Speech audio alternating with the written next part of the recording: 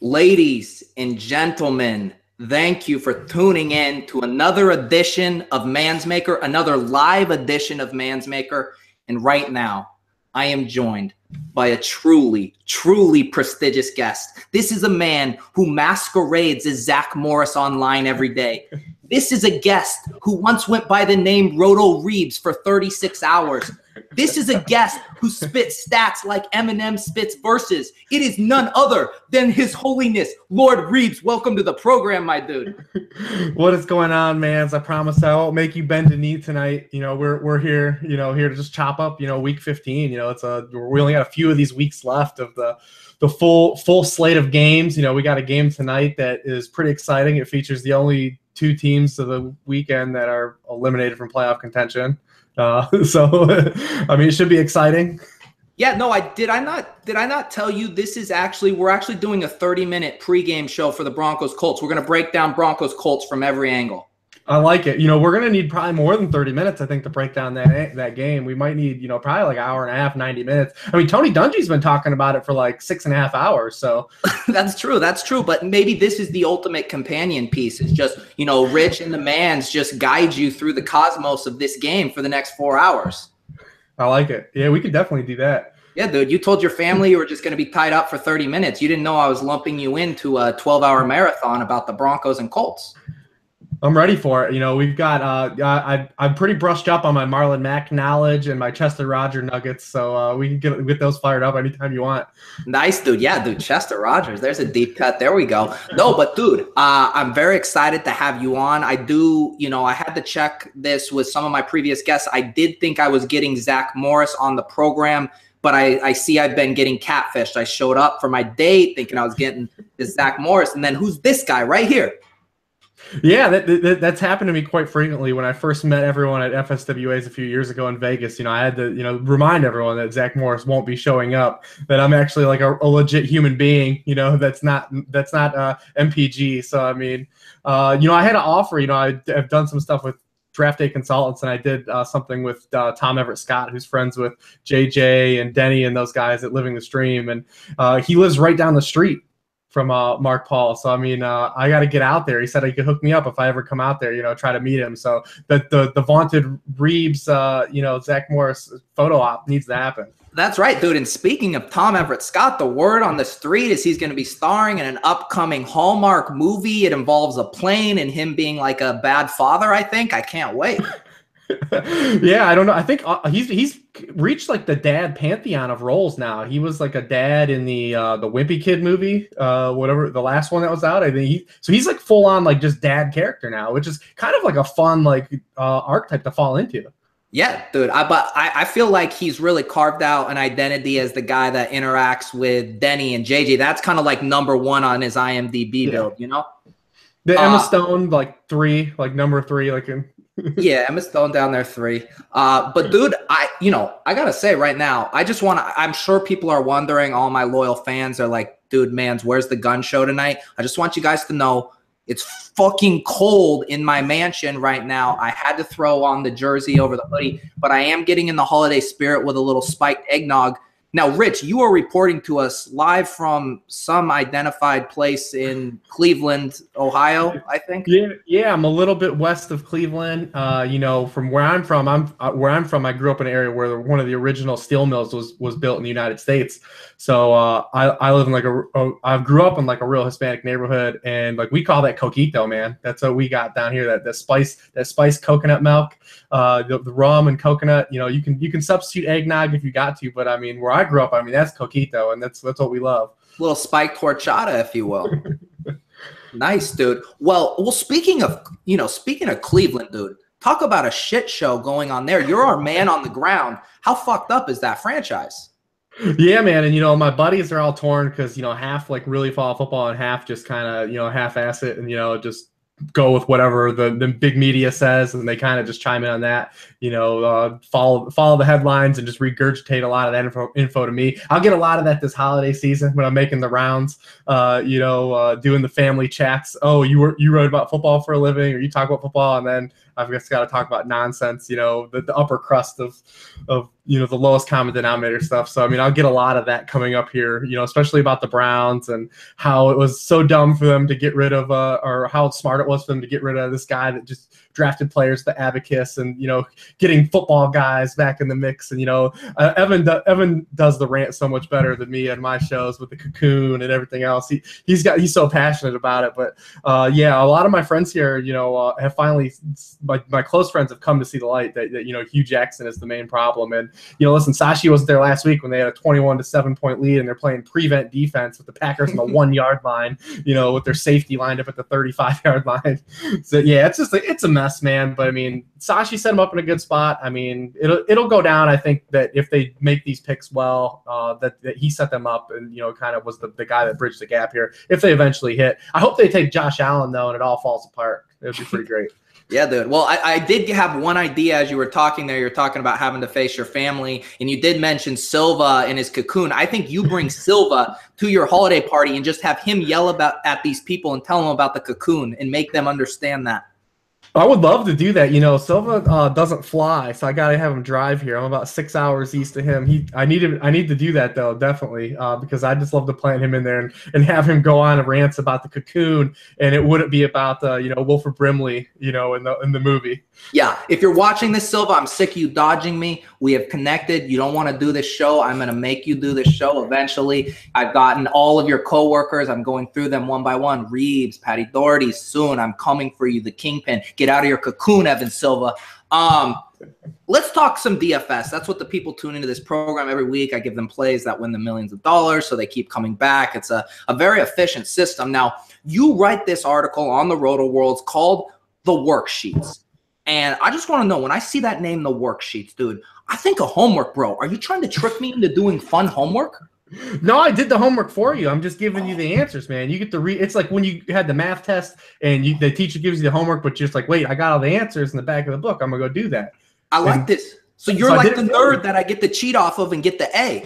Yeah, man, I got you, man. I got you covered. Just peek over my shoulder or go to the back of the book. I did all the work for you. It's out there for you.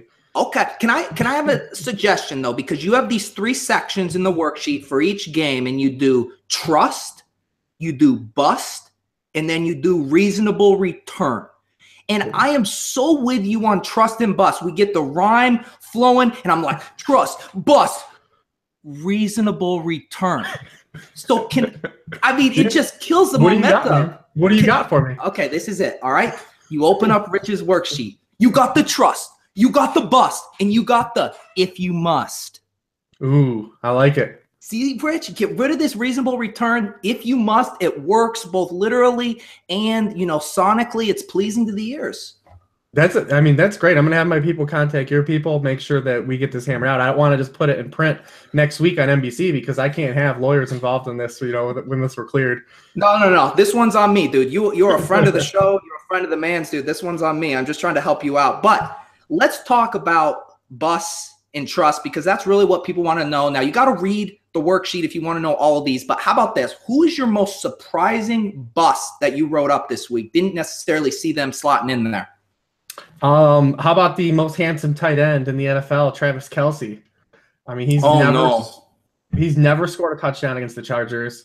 He's had 3 or fewer catches in 3 of his past 4 games. And he's had just 3 targets the last 2 times they played. 2 catches for 9 yards. I mean, this is a defense that's kind of had his number a little bit here recently. And basically, like I said, his whole career, he's never scored a touchdown against them. He's got all those sweet dance moves. The Chargers have not witnessed any of those.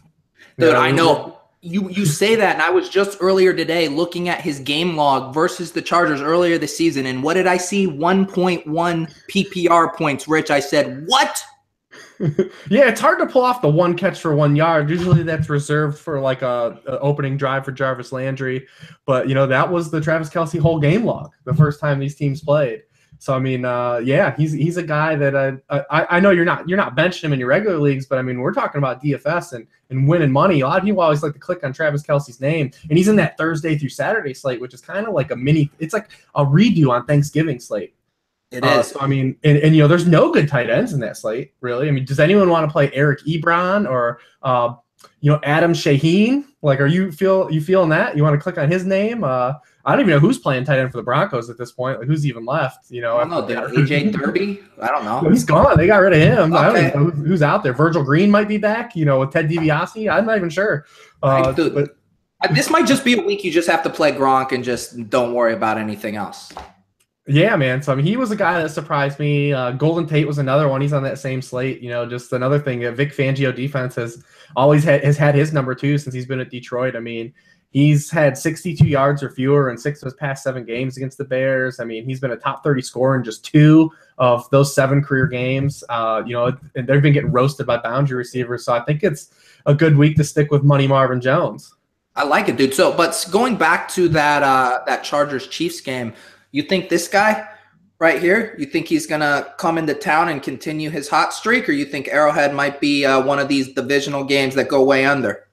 Yeah, usually when teams meet again later in the year, it tends to be, an underperforming game. And the Chiefs at Arrowhead, they've really smothered teams allowed 20 points or fewer in their last 11 games in Arrowhead. If they do it one more game, it'll be the longest streak at home since the 1993 to 1995 Cleveland Browns, before they even left. This is when they were the real Browns still. So it'll be the longest such streak in over 20 years. And Phil, man, he struggled against the Chiefs as well. He hasn't been a QB1 against the Chiefs since 2013 season. So, I mean, we've got a long run of him and the Chiefs having his number. And a lot of that is that the schemes have stayed the same, so you can stock a lot of that as well. Like you said, he's been hot. I saw that he's been practicing with a glove, to get used to the cold. And it's the first time Philip Rivers practiced using a glove his whole life. He hasn't used one off the field. So, I mean, I don't see why he would start using one on the field at this point.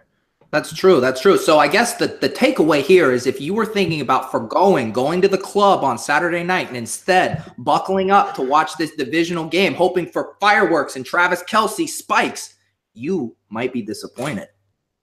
Yeah, it looks like it's setting up for a little bit of letdown here. Excellent. Okay, we do have a question on the chat, and because it's a very time-sensitive question, I am going to pass this along to our guest, Lord Reebs. We got Mark Aliotos asking if he should play Demaryius Thomas on DK tonight in cash and Doyle on FB in cash. Yeah, I think Doyle is he's pretty interesting. I mean, it depends on what slate you're on. If you're at Thursday through Saturday, I like Doyle where he's priced. I think he's one of the best tight ends in terms of pricing. He's not a guy I really feel great if I'm playing like Thursday through Monday, though. I mean, like you said, I want to play Gronk or like a guy like Delaney Walker, but preferably Gronk. But on that Thursday through Saturday slate, we kind of ran through the tight ends, and like he's by far the best dude for the pricing. I like him the most. And Demaryius I like a lot. I'm actually playing Demaryius in quite a bit of leagues and formats for where he's priced. The Colts, man, they're down. All these cornerbacks, they're all just hurt. They're starting 2 rookies tonight, Kenny Moore and Quincy Wilson. They might be starting you, Mans. I mean, they saw you and how you checked Adam Levitan's, in that video in Philly. They might be needing you tonight. That's true, dude. That's actually a good segue. My boy Levitans and Bales are heading down to Miami. I think they're there right now. Levitan's got himself entwined in another prop bet. They're running a mile tomorrow. There's lots of money on the line. I don't know if you know Brandon Adams, the other guy in there. Do you have a dog in this race? No, I'm not familiar with Brandon, but I mean, listen, I know Levitan is a pretty clean guy, man. He's pretty straight edge. I saw him not drinking those beers when you guys did that competition. So, I mean, I'm going to trust the guy that takes care of his body, man. That's right, dude. Bales is just out till the wee hours of the morning partying. Levitan hires a trainer for these prop bets. So I like him. This guy, Brandon Adams, though, dude, I've met him at a poker thing recently, and he seems laser focused. And he's kind of been needling them on Twitter, talking about what music he's listening to, his new shoes. So he seems pretty cocky. I will be tuning in to that Periscope to see that unfold. Let's keep moving with the football. The other side of the coin to a surprising a surprising bust is who surprised you as a trust. Maybe a guy that's come out of nowhere, and now we can trust him. Well, I think Demaryius Thomas was one guy on there. I think Case Keenum. Listen, Case Keenum is real. Like it's happening. He's a guy that has been basically a QB1 in 6 straight games.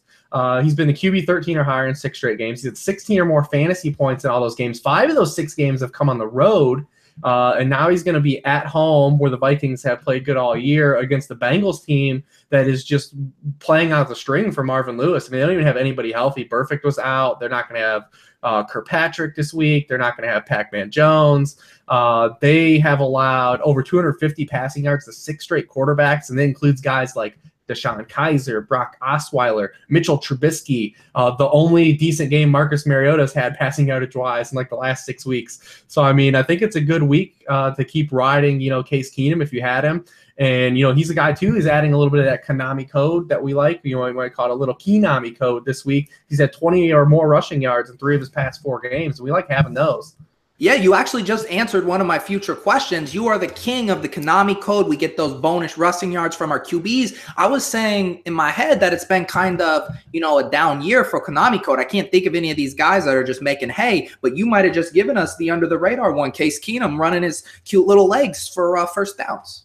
Yeah, and we like when you have a guy that has a good bed of passing points too. When you get those just extra 3 or 4, those extra 2 to 4 points are great. But we've had a lot of Konami guys. I mean, Deshaun Kaiser, like half of his points are rushing points this year. Cam is averaging 8.4 rushing points per game over his last 8 games. It's the Cam Newton of old. A lot of people came into the season this year worried about Cam. He didn't run last year. He had the concussion. He took all those hits. Is he gonna run? They talk about getting the ball out of his hands, the short passing game, and he's tacking on 50, 60 rushing yards every week. And he's getting long runs too. It feels like he's getting these long runs, and when Cam gets these long runs, he's excited. He wears fun outfits after the games. He's got the fez, looking like he's going on a magic carpet ride after the game. We want those. We want the fun Cam Newton, man. So I mean, he's giving it to us this year. Okay, I stand corrected. I thought we were living in a barren Konami world, and you're telling me I've just had my head under a rock, and the Konami code is firing in every which direction.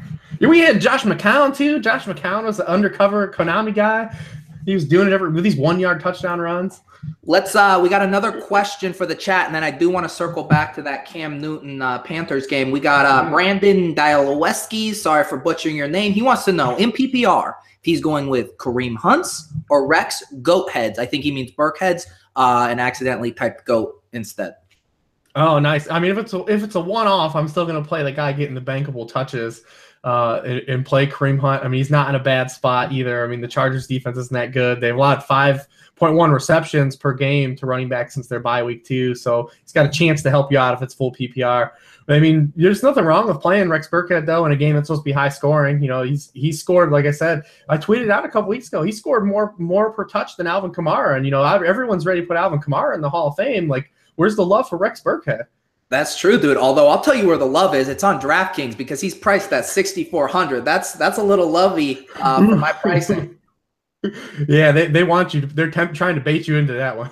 Yeah. So if you want to, dude, if you try to game stack that Steelers New England game, you can get like 3 plays in and then you're tapped out. Like you can't game stack it. It's too expensive. Yeah, you could do a couple guys, but you're definitely right. You can't do it with one of the quarterbacks is what makes it hard. You can do it with some of the guys. You can get Lev and AB or Cooks or maybe even Gronk, but like you can't add. You have to basically go and play one of the cheap guys like Nick Foles or Blake Bortles or something like that. Dude, who are we punting with this week to try to fit in as many of those dudes? I mean, I'm hearing this dude Demarius Bird's name thrown around. Never even heard of this dude. Now people are telling me he's a market share monster. Who are we punting with this week? Yeah, Demir Bird is fun. The Birdman. We can do that. We can bump out the Birdman noises, the caw, whatever you want to do. Yeah, I like that. That's good. That's what we'll go because I think Crow has the caw already on like. Oh yeah. On retainer. So I mean, we've got to go. I think we might go with the throwing the pigeons in the air noise, the Birdman. We got to let them because the block might be hot for the Birdman this week. So I mean, he ran 16 routes 2 weeks ago when he came back. He ran 22 routes last week. He got 5 targets. He's a small guy. He's only 5'9". He went to South Carolina, but he's a fast dude. His pro day, he ran a 4.27. He had a 42-inch vertical.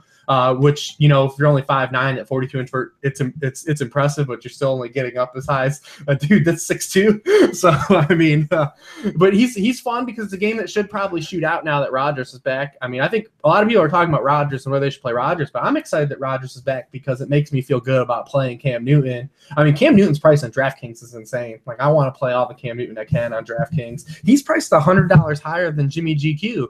So, I mean, you're talking about have Cam Newton at the same price as Jimmy GQ, a guy that can't even throw touchdown passes? Like, I want that all day. So Rodgers inflates that game. It helps it be a shootout. So, I mean, we can get Devin Funchess as price great on both sites. You know, he's a guy that's getting targeted, you know, basically 28% of his routes since Kelvin Benjamin's been gone. We definitely love that. He even scored a touchdown in a game last week where he thought he was going to probably be like a really bad play, and he still found the paint. So, I mean, we got a really good spot where the Packers are allowing the most yardage to all the opposing wide receiver ones. Yeah, give me Cam, give me Funchess. We can mix the Birdman in. We can cross-stack it with Jordy, who scored in all of his full games, played with Aaron Rodgers.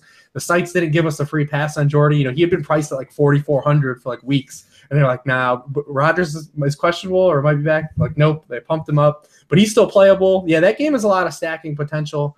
You know, you can even get cute with a guy like Christian McCaffrey because the Packers are bad against, you know, running backs out of the backfield. So there's a lot there. Yeah, I kind of like the McCaffrey call. I had a little of him last week. Definitely burned people, all those Jay Stu tutties. I think people might be off of McCaffrey. Maybe he's one of the Panthers you sneak in there low owned. Yeah, I mean, you saw Duke Johnson scored against them last week. I mean, they're 27th in PPR receiving points allowed per game to running backs. So, I mean, a lot of people don't want to play McCaffrey because he's started to lose a little bit of volume, and he's not the safest play because that volume is there. But in tournaments, and like I said, in terms of cross-stacking this game, I mean, he's an option this week. Yeah, and I do have to talk about the quote that has shook the Twitter sphere. Aaron Rodgers on Jordy Nelson. I need you to interpret this for me. I know there's a lot of juice left in 87. I'd like to fill it up this week. Do you have any comment on what he means by that? I mean, yeah, are we not using phrasing anymore is the first thing that comes to mind. But then it's a lot to unpack there because if his juice is full, like he should be trying to suck some of that juice out of him. I agree. That's a poor turn of phrase on Rodgers. What he really meant to say, he's trying to suck it right out of Jordy. Yeah, he should be on the teat, the Jordy's teat, and, you know, trying to get that juice out. Yep, take a little stroll on the corn on the cob, Randall Cobb, and then you go and you suck that juice right out of Jordy Nelson. There you go, Aaron Rodgers. Welcome back to the NFL. Okay, it is now time for my hit segment, Stacks on Stacks on Stacks. Now, I know you just said you like Cam Newton this week, but let's go outside of Cam Newton. Who is your favorite stack right now in DFS? Well, I'm not going to give you guys any stacks I'm going to play, but I'll give you some fun ones out there. I like a couple onslaughts out there that are two teams that are at home playing against teams that I think have basically quit on the season. One is the Minnesota Vikings. At home, we talked about Keenum a little bit, but got to talk about the running backs a little bit. I mean, opponents are rushing for 150 yards per game against the Bengals since their Week 6 bye. That's the most in the NFL. The Vikings have run the ball well this year. I think this game sets up really well for Latavius Murray to have a big game. You can get Jerick McKinnon involved. I mean, opposing teams are running the most red zone plays per game against the Bengals, so lots of scoring opportunities there. You can dig a little deeper and play a guy like Diggs, who's been kind of boom or bust. And, you know, you obviously can always keep rolling out, you know, King Thielen from Minnesota State, you know, from that's the college that the show Coach was based on, you know, Craig T. Nelson and Dauber. So Adam Thielen is an alumni from, you know, Craig T. Nelson's lineage. So, I mean, you can always play him. And then no one's really talked about this team yet that during the week I've been on a couple shows is the Saints. Like everyone's talking about they're playing their defense, but I mean they got the highest team total, implied team total of the week. They're at home against the Jets, who just lost their starting quarterback. And Michael Thomas is in for a great spot. The past three wide receiver ones to face the Jets have had 108 yards, 185 yards, and 95 yards. They're pretty decent against the ground game, but I mean, you know, the Saints are the ground game. It's really kind of matchup proof. You can play Kamara with Michael Thomas and the defense. You can get Drew Brees in there because the Jets allow the second highest touchdown rate to opposing quarterbacks in the season, and Drew Brees needs to run in one of these matchups where he hangs one of these 3 or 4 bangers for us, like, you know, gets us. So, I mean, that game's got, I feel like the Saints onslaught from a lot of angles is in play with the Vikings onslaught as well.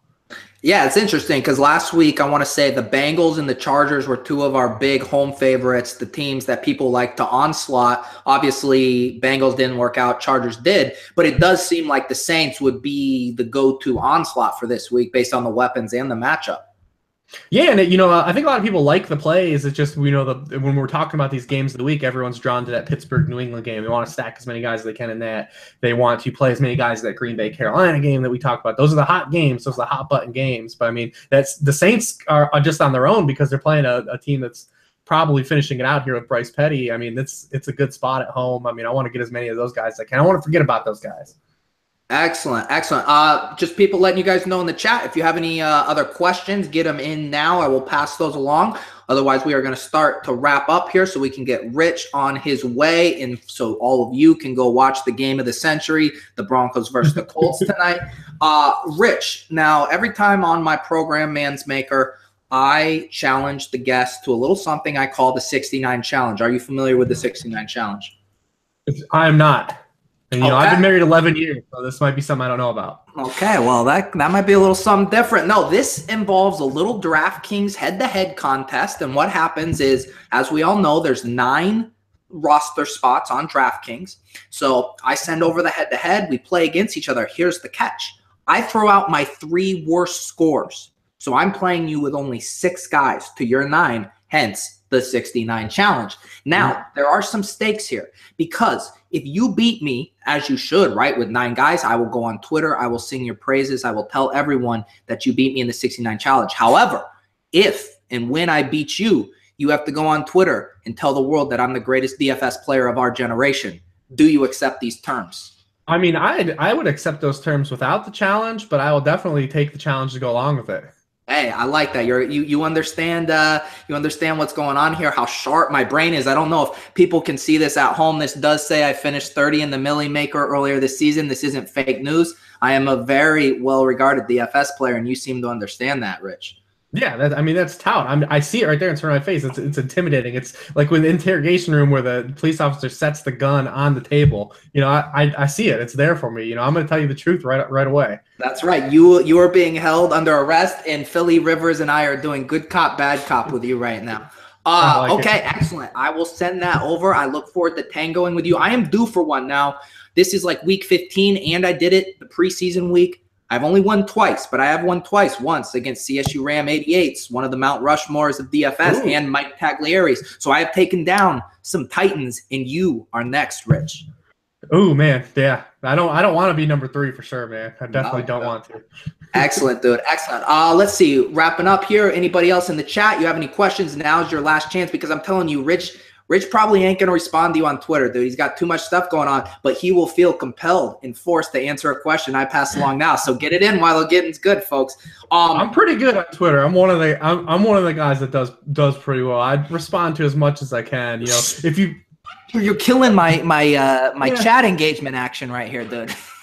I was just trying to get out, man. Like if you throw me more than like 3 names in a tweet, like it's not happening. Yeah, dude. Yeah, you gotta keep it nice and specific and narrow. Also, I do need to use this opportunity to plug the weekly Man's GP Pete. I always post the link in the show notes below or in the comments. You can always find it on my Twitter. I think this week we're doing a $10 one. Very nice payout. Very nice, smooth payout structure. None of this, shenanigans. Only first wins. I'm trying to treat and reward the best players. I am gonna do a free roll for all the Mans fans at the end of the season.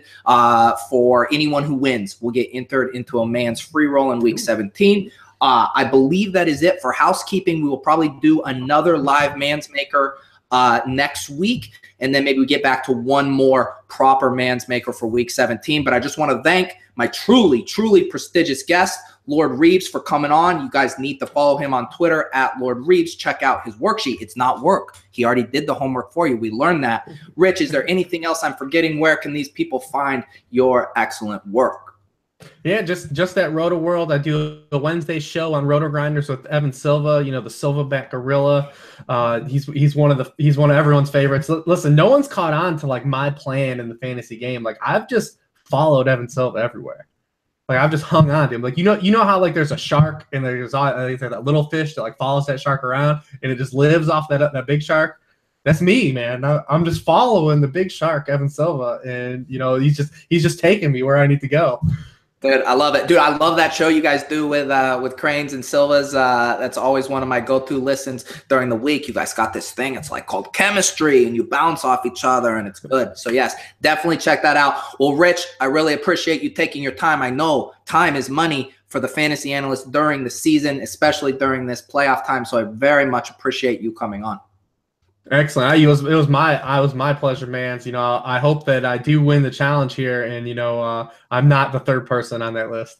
Excellent, dude. Excellent. I will get that head-to-head over in your inbox, and you can spend the week tinkering with your lineup, trying to take me down. But just know, dude, I'm doing next level game theory. So I will review your worksheet, and I will leverage your bust and trust against you.